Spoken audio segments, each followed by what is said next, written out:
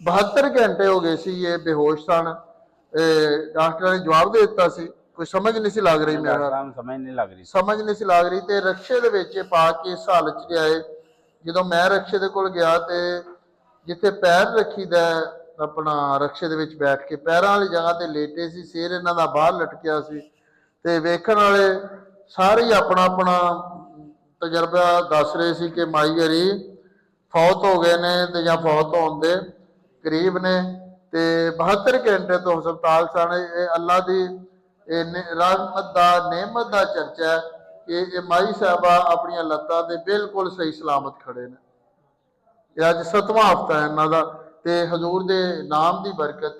रोटी किन्नी खाधी जी अज इत्थों लंगर? 1.5 खा ली माशाअल्लाह। सुबह किन्नी खाधी सी? सुबह ते रात नूं किन्नी खा लेंदे हो? गल्लां बातां कर रहे हो, सही चल फिर रहे हो, अल्लाह बरकतां अता फरमाए। एक बारी जरा तुसीं भी दस दिओ कि माई हरां नूं किस हालत च लिआंदा सी, की मसला सी? वालदा नूं 72 घंटे हो गए सी ते खाता पीता कुछ नहीं है सी, बेहोश पड़ी सी।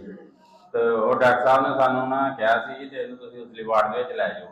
मैं डॉक्टर साहब नाल लड़ पिया, मैं डॉक्टर साहब मरीज साढ़े नूं होश नहीं आ रही, तुसीं कहण उसली वार्ड च। वो कहंदे असीं की करिए, सानू बीमारी कोई लभण ही दई है। अच्छा ते फोन नंबर दस दिओ अपना। 0302 50 95 832। डॉक्टर साहब ने कहा, मैं डॉक्टर साहब तुसीं साडे मरीज नूं ठीक असीं कुछ कहंदे की करिए, असीं दस्सां कोई बीमारी तो है कोई साडी मरीज नूं। अल्ट्रासाउंड करवाई आ, ठीक है, सीटी स्कैन करवाई आ, ECG करवाई आ, ठीक है, टेस्ट क्लीयर करवाए, कुछ नहीं विच मसला आ रहा सी। कहंदे साडी आप ही समझ च आउंदी ते मरीज नूं होया की। मैं उदों डॉक्टर साहब को ना और इजाजत हम मंगने, डॉक्टर साहब ने सानू इजाजत दी। उन्हें कहती तुसीं उतली वार्ड च लै जाओ, मरीज इत्थों बाहर चल जाए, फौत होए तो जिम्मेदारी तुसीं चुकदे।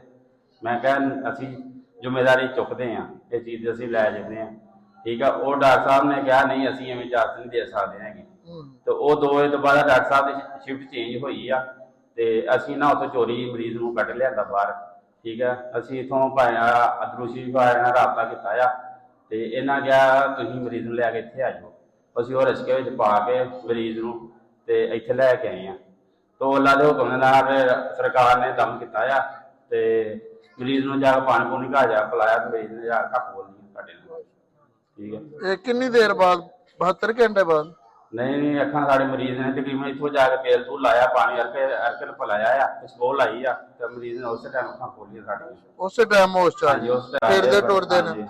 अच्छा ते जो ये हालत सी माई साहबा दी, क्या जो तुसी गल्लां कर रहे हो असीं अपनी अखां नाल वेखिया, पहले दिन दी वीडियो भी तुहाडे कोल मौजूद है जिस हालत च लैके आए सी, फिर भी महल्लेदार रिश्तेदार तुहाडियां जो तुसी गल्लां कीतियां ने और जो असीं वेखिया, इहदे महल्लेदार गवाह है ने? हाँ जी महल्लेदार, मैं आप खुद इस चीज़ से ना परेशान हो गया, हिम्मत छड़ गया सा वालदा साड़ियां बनया, क्योंकि मैं 3 हफ्तियां दे विच ना 3 दफा अपने वालदा हस्पताल लै गया तो कोई मसला नहीं निकलना, सिर्फ HP तो खून की कमी दी वो है, सानू पता डॉक्टर साहब ने। मैं डॉक्टर साहब ये कह गया डॉक्टर साहब खून की वजह तो बंदा 72 घंटे बेहोश नहीं रहता है, वो चक्कर चुक्कर होंगे ठीक है, उन्ना हो जाता पता पर वो सानू समझ नहीं लगन दी की जी।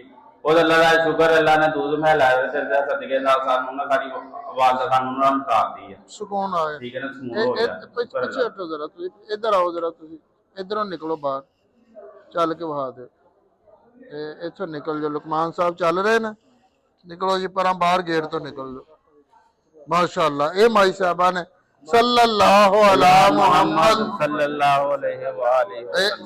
चलन फिरन च तुहानू कोई परेशानी तो नहीं बन रही? हुण बिल्कुल कायम हो?